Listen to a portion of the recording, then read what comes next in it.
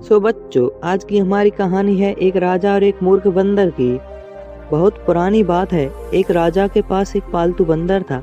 राजा उस बंदर पर बहुत विश्वास करता था क्योंकि वह बंदर राजा का भक्त था।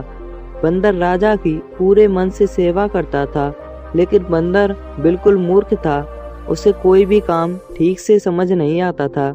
राजा जब भी विश्राम करता, बंदर उसकी सेवा के लिए हाजिर हो जाता। उसके लिए हाथ से पंखा चलाता था।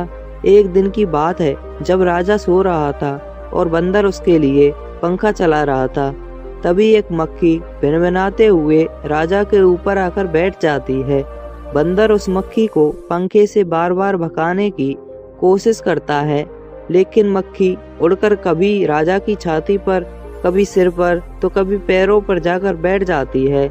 मूर्ख बंदर काफी समय तक ऐसे ही मक्खी को भगाने की कोशिश करता रहा, लेकिन वह मक्खी वहां से जाने का नाम नहीं ले रही थी। यह देखकर बंदर को क्रोध आ जाता है और वह पंखा छोड़कर तलवार निकाल लेता है। जब मक्खी राजा के माथे पर बैठती है तो बंदर तलवार लेकर राजा की छाती पर चढ़ जाता है। यह देखकर राजा काफी डर जाता है। फिर मक्खी माथे से उड़ जाती है तो बंदर उसे मारने के लिए हवा में तलवार चलाता है। इसके बाद मक्खी राजा के सिर पर जाकर बैठ जाती है तो बंदर के तलवार से राजा के बाल कट जाते हैं, और जब मूंछ पर बैठती है तो राजा की मूंछ कट जाती है। यह देखकर राजा कमरे से जान बचाकर भागता है और बंदर तलवार लेकर उसके पीछे भागता है। इससे पूरे महल में उथल पुथल मच जाती है।